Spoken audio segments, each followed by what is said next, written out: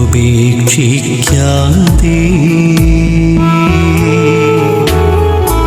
മാധ്യസ്ഥം നൽകിടുവാനാ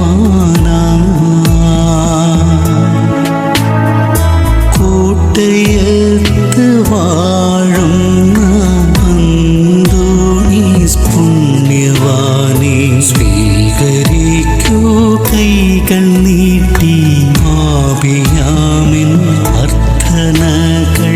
യോഹന്നാന്റെ സുവിശേഷം 6-ാം അധ്യായം നമ്മൾ പലതവണ ധ്യാനിച്ചിട്ടുണ്ട്, അതുകൊണ്ട് ആദ്യ ഭാഗം ഞാൻ അങ്ങ് വിടുക. 3-ാം വാക്യം വായിച്ചേക്കാം.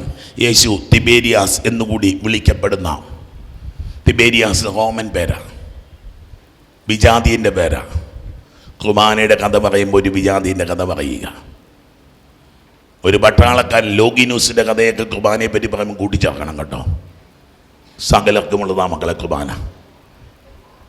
പള്ളിയുടെ ക്രിസ്ത്യാനി എന്ന് പേര് വിളിക്കുന്നവന്മാരുണ്ട്, ഇസ്ലാം എന്ന് വിളിക്കുന്നവനുണ്ട്, ഹിന്ദു എന്ന് വിളിക്കുന്നവനുണ്ട്, ബുദ്ധിസ്റ്റ് എന്ന് വിളിക്കുന്നവനുണ്ട്, നിരീശ്വരവാദി എന്ന് വിളിക്കുന്നവനുണ്ട്, ദൈവമില്ലെന്ന് പറയുന്നവനുണ്ട്. നിങ്ങൾക്ക് ദഹിക്കത്തില്ല, എനിക്ക് നന്നായിട്ട് ദഹിക്കുകയും പറയുന്നത്. കുർബാനയുമായിട്ട് ചേർത്ത് വെക്കാത്ത ആരും ലോകത്തില്ല മക്കളെ. കുർബാനയുമായിട്ട് ചേർത്ത് വെക്കാതെ ഒരു വ്യക്തിയും രക്ഷപ്പെടത്തില്ല. തിബേരിയാസ് എന്നുകൂടി വിളിക്കപ്പെടുന്ന ഗലീലി കടലിന്റെ തീരത്ത് മക്കളെ, ഒരു കടലിന്റെ വിശാലതയിലേക്ക് കർത്താവ് വിളിക്കാന്നേ. നമ്മളൊക്കെ ചുരുങ്ങിപ്പോയിക്കൊണ്ടിരിക്കുക ഒരു വിശാലതയിലേക്ക്. സൂര്യോദിക്കുന്ന കണ്ടില്ലേ, ദൈവത്തിന്റെ ചിരിയ സൂര്യോദയം, ദൈവത്തിന്റെ പുഞ്ചിരിയ മക്കളെ സൂര്യോദയം എന്നൊക്കെ പറയണത്. നമ്മളെല്ലാം കണ്ടുകൊണ്ട് ദൈവം വെളുപ്പം കാലത്ത് ചിരിക്കുന്നതിന് പേരാ സൂര്യോദയം എന്നൊക്കെ പറയുന്നത്.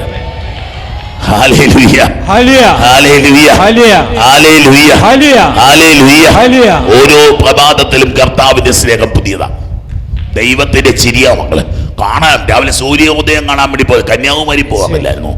കന്യാകുമാരിയിലൊന്നും പോണ്ട, കുർബാനയുടെ മുമ്പിൽ വന്നിരുന്നാൽ മതി, ദൈവത്തിന്റെ സൂര്യോദയം. അവങ്ങളൊരു കടലിന്റെ ചുമ്മാ പറയുന്നൊന്നുമല്ല കേട്ടോ, വെറുതെ പറയുന്നതല്ല. ജീവിതത്തിൽ ദൈവം ഇടപെടുന്ന, ജീവിതത്തിൽ കോടിക്കണക്കിന് രൂപയുടെ കടവുള്ളൊരു മനുഷ്യൻ ഇവിടെ വരുന്നുണ്ട്.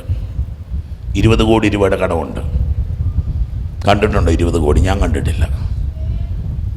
അവങ്ങളെ കഴിഞ്ഞ ദിവസം വന്നു 6-7 കോടിയുടെ ബാധ്യതകൾ തീർന്നിട്ടുണ്ട്.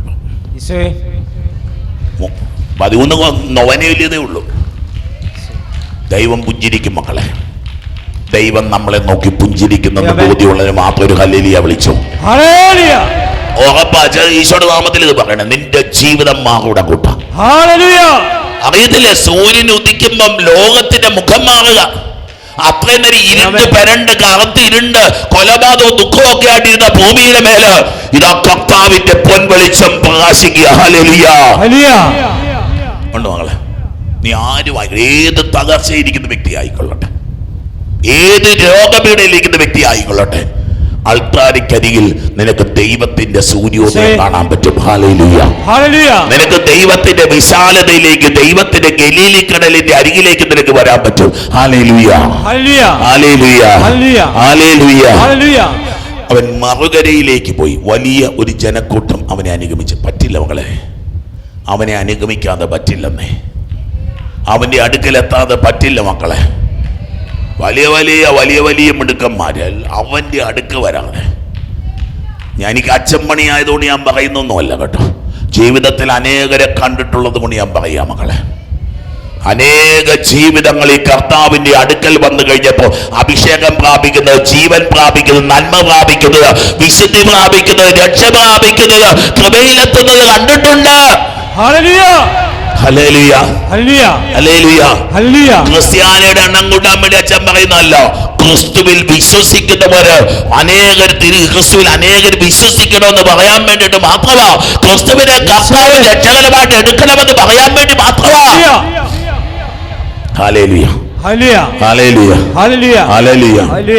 വലിയൊരു ജനക്കൂട്ടം അവനെ അനുഗമിച്ചു. കാരണം രോഗികളിൽ അവൻ പ്രവർത്തിച്ച അടയാളങ്ങൾ. യോഹന്നാന്റെ അടയാളമാണ്, മറ്റെന്തിനെയോ സൂചിപ്പിക്കുക. ശരീരത്തിൽ സൗഖ്യം തരാൻ പറ്റുമെങ്കിൽ ആത്മാവിൽ സൗഖ്യം തരാൻ പറ്റും, മനസ്സിൽ സൗഖ്യം തരാൻ പറ്റും. നിങ്ങളെ ഈശോയുടെ നാമത്തിൽ അച്ഛന് പറയണം, നിങ്ങളോട് മാത്രം പറയുന്ന കാര്യമായത്. നമ്മളെ ശരീരത്തിന് മരുന്ന്, നിന്റെ ആത്മാവിന് എന്ത് മരുന്നാടാ കൊച്ചെ നീ വാങ്ങിച്ചു കൊടുത്തിട്ടുള്ളേ?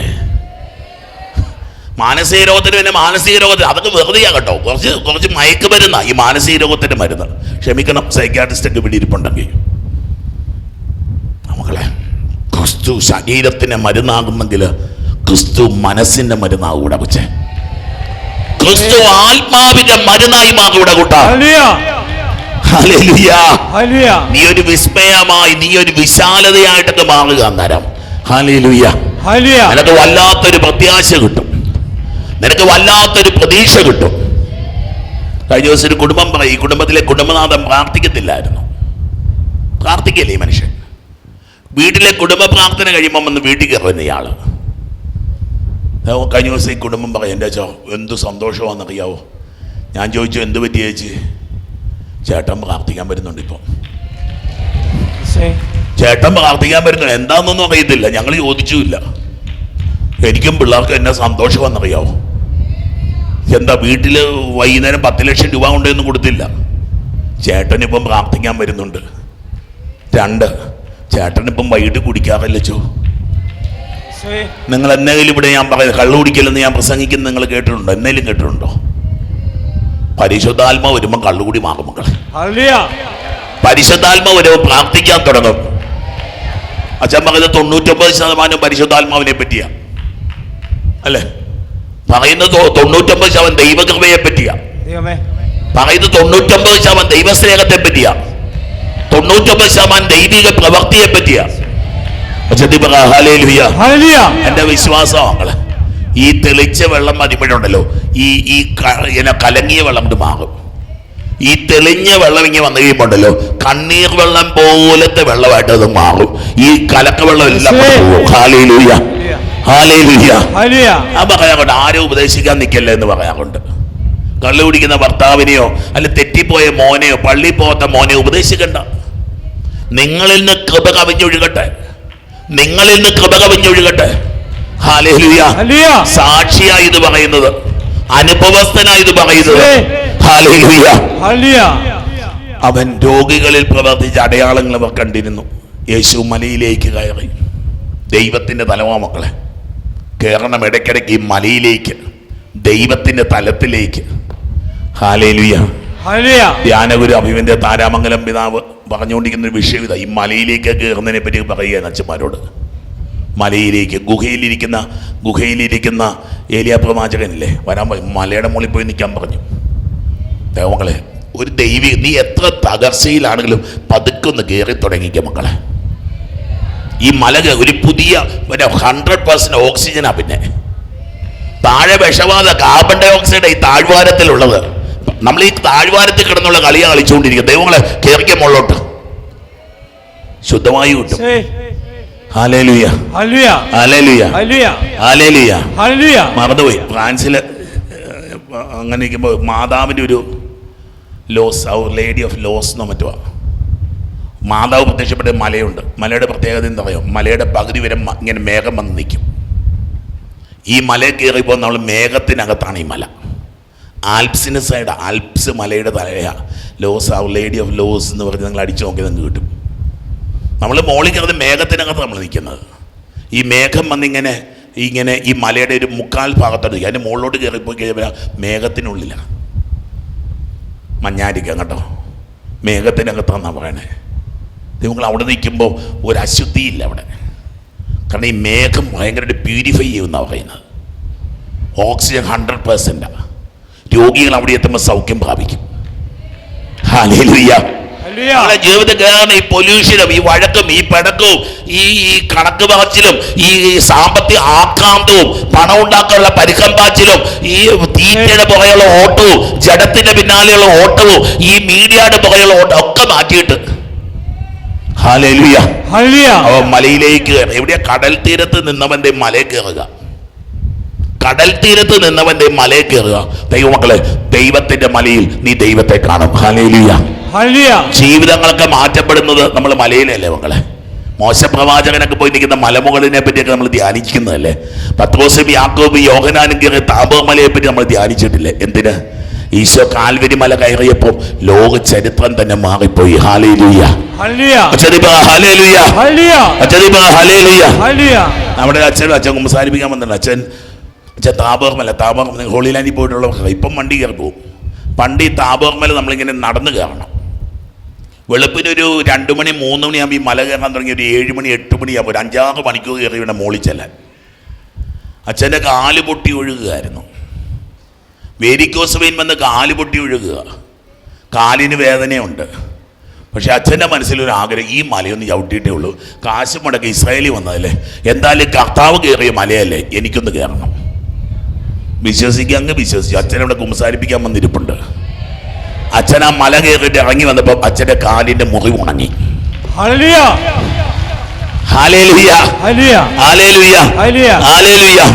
നീ ദൈവത്തിന്റെ മലയിലേക്ക് കയറുന്ന സമയത്ത് നിന്റെ മുറിവുകൾ ഉണങ്ങി തുടങ്ങും പൈതലേ. നിനക്ക് വല്ലാത്തൊരു സുഖം കിട്ടും പൈതലേ. നിനക്ക് വല്ലാത്തൊരു ബലം കിട്ടും. നിനക്ക് വല്ലാത്തൊരു ആനന്ദം കിട്ടും.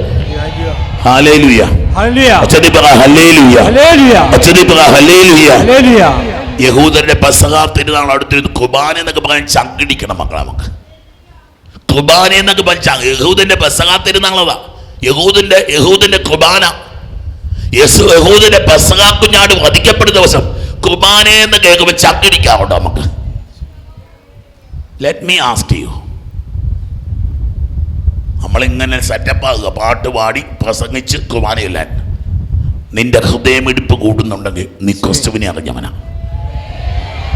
ഭയത്തോടും വിറയലോടും അല്ലെ കുർബാനയിലൊക്കെ നമ്മൾ ചൊല്ലുന്നുണ്ട് ആ വാക്ക്. ഭയത്തോടും വിറയലോടും കൂടെ നോക്കിയേ, പെസഹ തിരുനാൾ അടുത്തു. ക്രിസ്ത്യാനിയുടെ പെസഹയുടെ കുട്ട ഈ കുർബാന എന്നൊക്കെ പറയണത്. കുർബാനയോടൊക്കെ ഒരു വല്ലാത്ത, നമുക്ക് ചോദിക്കാം, സ്വർഗത്തോട് ചോദിച്ചു വാങ്ങിക്കേണ്ട ഒരു ആവേശം. ഇന്നിവിടെ 6 കുർബാനകൾ ഇനി തുടർച്ചയായിട്ട് ചൊല്ലാൻ പോകും. 5 2 കഴിഞ്ഞാൽ ഇനി 4 കൂടെ ചൊല്ലാനുണ്ട്. തുടർച്ചയായിട്ടും 4 കുർബാന. നിന്റെ ഉള്ളിൽ തീ കത്തുവാണോ അതോ നിന്റെ മനസ്സിൽ മടുപ്പുണ്ടാവുകയാണോ ചെയ്യുന്നത്?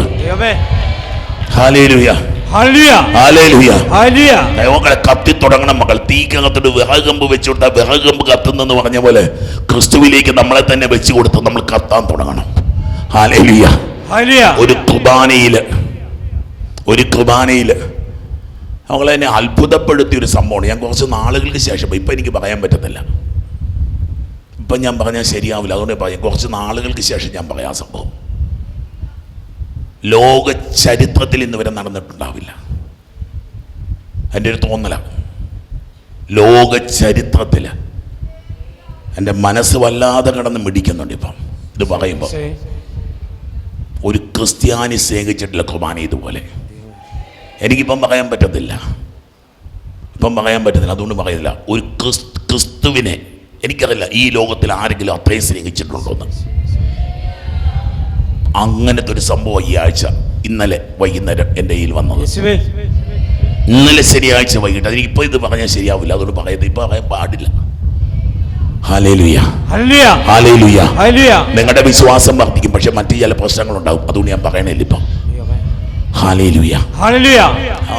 ജീവനും ജീവിതവും ഒക്കെ ക്രിസ്തു. നമുക്കൊക്കെ ഞാനൊന്നും പറയണില്ല, നമുക്കൊക്കെ ഇത്രയും ഉള്ളെന്ന്. ക്രിസ്തുവൊക്കെ വരച്ചിട്ട് നമ്മൾ അപ്പുറത്ത് നിൽക്കും, ഇപ്പുറത്തോട്ട് കടന്ന് തല വിട്ടു എന്ന് പറഞ്ഞാൽ കയറിയിരിക്കുന്ന എത്ര പേരുണ്ട്?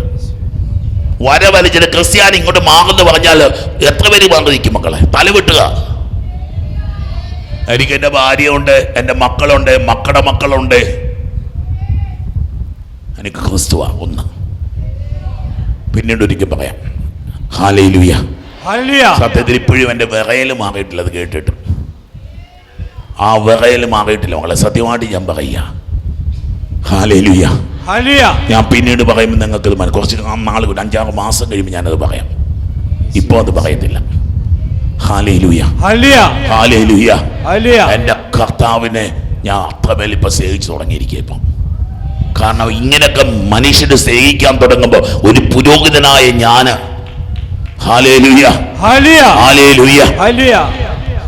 യേശു മലയിലേക്ക് കയറി ശിഷ്യന്മാർ ശിഷ്യന്മാരോടുകൂടെ അവിടെ ഇരുന്ന് ഒന്നിച്ചിരുത്തുക. കുർബാനയിൽ ചേർന്നിരിക്കാനൊരു വിളിയുണ്ട് മക്കളെ. ഈ ഞായറാഴ്ച കുർബാനയുടെ പെരുന്നാളാണ്. ഈശോയുടെ ഒരു ആഗ്രഹമാണ് മക്കളെ. ഈശോയ്ക്ക് ഒറ്റ കൊതിയേ ഉള്ളൂ, കുർബാനയുടെ മുമ്പിൽ നമ്മളിരിക്കണം. ഈശോയെ, ഈശോയെ. 1 മണിക്കൂർ എൻ്റെ കൂടെ നിങ്ങൾക്ക് ഉണർന്നിരുന്നുകൂടെ? ഈശോ ചോദിക്കുന്നില്ല. ഇവിടെ നോക്കിയേ, അവൻ മലയിൽ കയറി അവരോട് കൂടെ ഇരുന്നു. Emmanuel, God with us. ദൈവത്തിൻ്റെ ഒരു വലിയ ആഗ്രഹമാണ്. ഞാൻ വീട്ടിൽ ചെല്ലുമ്പോൾ അമ്മച്ചി ചോദിക്കും, മോൻ ഇനി എന്നാ വരുന്നത്? ചെന്നപാടെ ചോദിക്കുന്ന 2ാമത്തെ 3ാമത്തെ ചോദ്യം അവിടെ നിന്ന് കേൾക്കുന്നുണ്ട് അമ്മച്ചി. ഇപ്പോൾ ഓൺലൈനായിട്ടാ, ഇവിടെ ഇല്ല. ചെന്ന് കഴിഞ്ഞ് 2ാമത്തെ 3ാമത്തെ അമ്മച്ചിയുടെ ചോദ്യം ഇതാ, മോൻ ഇനി എന്നാ വരുന്നേ? ഒരു മനുഷ്യ സ്ത്രീക്ക് അവൻ്റെ കുഞ്ഞിനോട് അത്രയും അടുപ്പമുണ്ടെങ്കിൽ ദൈവത്തിന്, നമ്മൾ ദൈവത്തെ കട്ട് ചെയ്തേക്കാം മക്കളെ. ദൈവം തീറിയായിട്ടൊക്കെ മാറിയിരിക്കുക. നിന്റെ കെട്ടിയോ നിന്നെ സ്നേഹിക്കുന്നതിനേക്കാൾ, നിന്റെ കെട്ടിയോള് നിന്നെ സ്നേഹിക്കുന്നതിനേക്കാൾ, നിന്റെ കുഞ്ഞ് നിന്നെ സ്നേഹിക്കുന്നതിനേക്കാൾ, നിന്റെ അപ്പനോ അമ്മയോ നിന്നെ സ്നേഹിക്കുന്നതിനേക്കാൾ നിന്റെ ദൈവം നിന്നെ സ്നേഹിക്കുന്നുണ്ടെന്ന് നിനക്കറിയാമോ? ഈശോ ചോദിക്കുക, മക്കളെ, ഞാൻ നിന്നെ സ്നേഹിക്കുന്നുണ്ടെന്ന് നിനക്കറിയാമോ?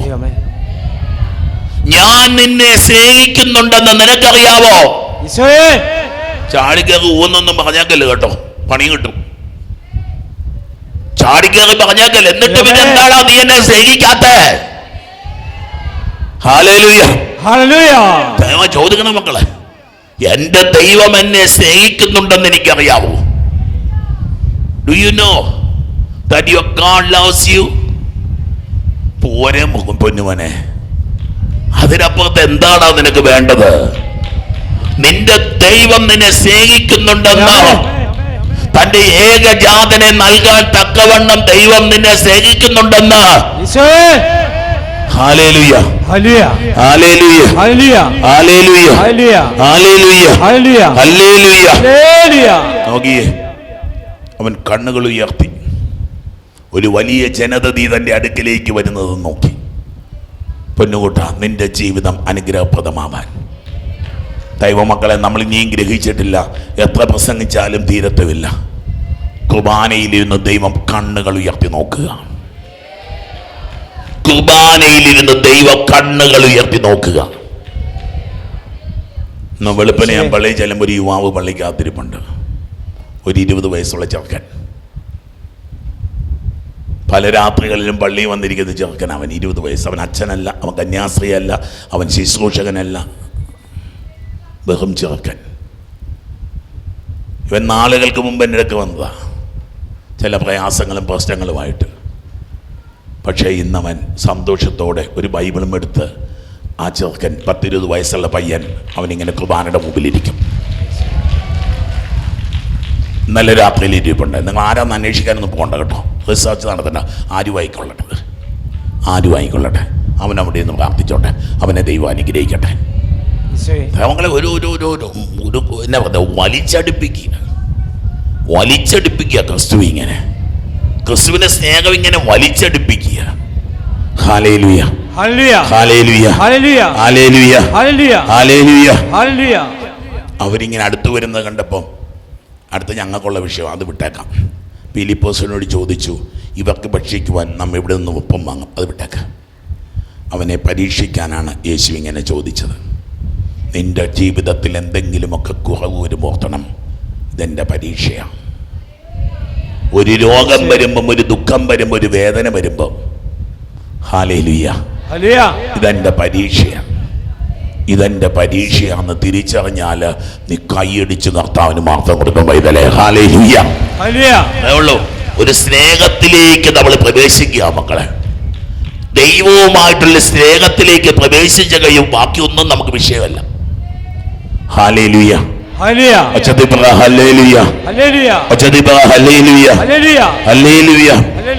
ഫിലിപ്പോസ് മറുപടി പറഞ്ഞു, ഓരോരുത്തർക്കും അല്പമെങ്കിലും കൊടുക്കാൻ 200 ധനാറയ്ക്കുള്ള അപ്പം പോലും തികയില്ല. വിരലെ കണക്ക് കൂട്ടുന്ന മനുഷ്യ, നീ പോഷനാടാ. വിരലെ കണക്ക് കൂട്ടുന്ന മനുഷ്യ, നീ പോഷനാടാ. കണക്ക് കൂട്ടുക. 20,000 രൂപയുണ്ടെങ്കിൽ, 10 ലക്ഷം രൂപയുണ്ടെങ്കിൽ, 5 ലക്ഷം ഒന്നും നടക്കാൻ പോകുന്നില്ല. ഒരു 25 ലക്ഷം രൂപ ഉണ്ടെങ്കിൽ വീടൊക്കെ നടക്കത്തില്ല. അവൻ സ്വർഗത്തിൽ നിന്ന് എഴുതി വെക്കാതെ നീ ഓടിയത് വെറുതെ ആയിപ്പോവും. യേശുവേ നീ കൂട്ടിവെച്ചത് വെറുതെയായി പോകും. ദൈവമേ ഈ പീലിപ്പോസിന്റെ ബാപ്റ്റിസാ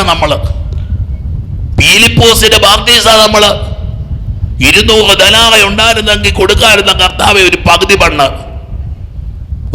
മണ്ണ് പൊട്ടൻ. കൂടെ നിൽക്കുന്ന ദൈവത്തെ തിരിച്ചറിയാൻ കഴിവില്ലാത്തവൻ. പീലിപ്പോസിനെ അല്ല വിളിച്ചത്, ഞാൻ എന്നെ വിളിച്ചതാ പൊട്ടൻ. ഇവിടെ ഇരിക്കാൻ നിങ്ങളെ ഓരോരുത്തരും ഞാൻ വിളിക്കാം, നിങ്ങൾ ക്ഷമിക്കണം. നരകത്തിൽ പോകുന്ന കർത്താവ് പറഞ്ഞിട്ടുണ്ട്, പോഷാന്ന് വിളിച്ചാൽ പോഷൻ. കൂടെ നിൽക്കുന്ന ദൈവത്തെ തിരിച്ചറിഞ്ഞിട്ട് ചുവട് വെക്കണ കൂട്ട. കൂടെ നിൽക്കുന്ന കർത്താവിനെ തിരിച്ചറിഞ്ഞിട്ട് നീ ചുവട് വെക്ക്. Have A strong step in your life. കൂടെ നിൽക്കുന്ന കർത്താവിനെ തിരിച്ചറിഞ്ഞ പൊന്നുകൂട്ട. പളരത്തിലിട മക്കളെ, പളരത്തിലിട പെണ്ണുങ്ങളെ.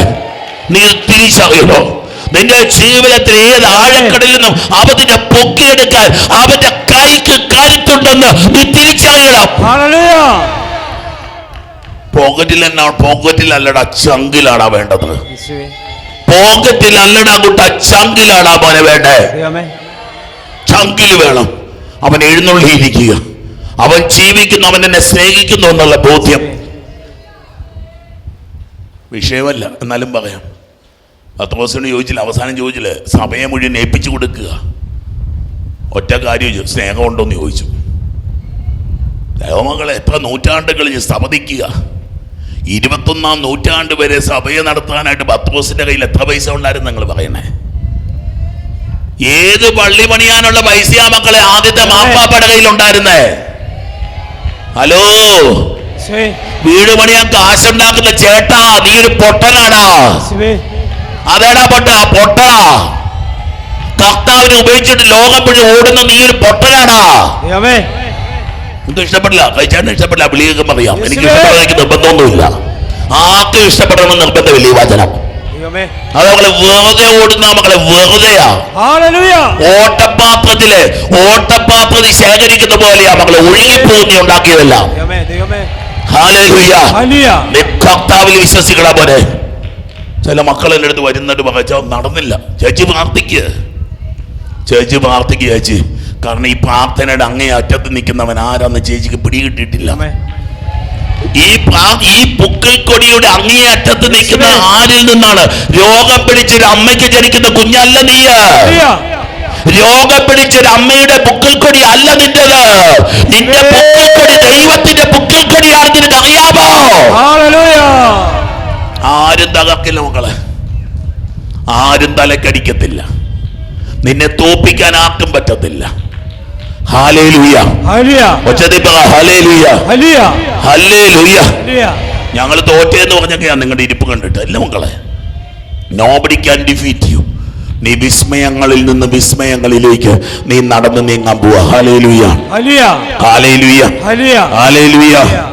ശിഷ്യന്മാരിൽ ഒരുവനും ശിമയോൻ പത്രോസിന്റെ സഹോദരമായ അന്ത്രയോസ് അവനോട് പറഞ്ഞു, 5 ബാർലിയപ്പോൾ ഒരു ചെറുക്കന്തേ അവിടെ ഇരിപ്പുണ്ട്. 5 ബാർലിയപ്പം. ഒരു ദരിദ്ര അമ്മയുടെ മകൻ വന്നിരിപ്പുണ്ട്, അവൻ പുറയിരിപ്പുണ്ട്, ആ മൂലയ്ക്ക് ഇരിപ്പുണ്ട്. നമ്മൾ മൈൻഡ് ചെയ്യുമോ മക്കളെ? നമ്മൾ മൈൻഡ് ചെയ്യുമോ? പക്ഷെ പാവം പഠിച്ച ഈ അന്ത്രയോസ് കണ്ടൊരു ചെറുക്കനിങ്ങനെ അപ്പം തിന്നാൻ തുടങ്ങി, അവന് വിശക്കാൻ തുടങ്ങി. അവൻ പതുക്കെ തുറന്നപ്പം അന്ത്രയോസ് കൊതിമൂത്ത് നോക്കി. 5 അപ്പം ഉണ്ട് അവൻ്റെ അകത്ത്, 2 മീൻ കഷ്ണം കിടപ്പുണ്ട്, 2 പരൽമീനും കിടപ്പുണ്ട് അതിൻ്റെ അകത്ത്. ദൈവമക്കളെ, നീ തുറന്നു വെക്കുന്നതിനെയൊക്കെ കർത്താവ് അഭിഷേകമാക്കി മാറ്റിവിടാ വെച്ച്. 5 ബാർലിയപ്പവും 2 മീനും. നല്ല ഗോതമ്പ് പോകായിരുന്നു, പിന്നെയും കൊള്ളായിരുന്നു. 5 ബാർലിയപ്പം. ദൈവമക്കളും എഴുന്നേറ്റ് ഇരുകരങ്ങളും ദൈവസന്നിധിയിലേക്കൊന്ന് നീട്ടിപ്പിടിച്ച പൈതല്, നിന്റെ വിശപ്പ് ഒരു നിത്യതയുടെ നിറവിലേക്ക് നിന്നെ നയിക്കാൻ വേണ്ടിയിട്ടാണെന്ന്, നിത്യതയ്ക്ക് വേണ്ടി വിശക്കാൻ വേണ്ടിയിട്ടാണ് നിനക്ക് ഈ വിശപ്പെന്ന്. ഈ സങ്കടങ്ങളൊക്കെ നിത്യതയ്ക്കും സ്വർഗത്തിനും വേണ്ടി നീ സങ്കടപ്പെടാൻ വേണ്ടിയിട്ടാണെന്ന്. ഇപ്പോൾ നീ അനുഭവിക്കുന്ന പ്രയാസങ്ങളും വേദനകളും ഒക്കെ ഒരു നിത്യതയ്ക്ക് വേണ്ടിയുള്ള വേദനയാണെന്ന് ഇരുകരങ്ങളും ഉയർത്തി വിളിച്ച മകളെ ഈശോയെ, ഒരു സ്വർഗത്തിന് വേണ്ടി ആഗ്രഹിച്ച്, സ്വർഗത്തിന് വേണ്ടി ആഗ്രഹിച്ച്, സ്വർഗത്തിന്റെ അഭിഷേകത്തിന് വേണ്ടി ആഗ്രഹിച്ച്, സ്വർഗത്തിന്റെ ശക്തിക്ക് വേണ്ടി ആഗ്രഹിച്ച്, സ്വർഗത്തിന്റെ ഇടപെടലിന് വേണ്ടി ആഗ്രഹിച്ച് കൂട്ടയത്ത് വാഴുന്ന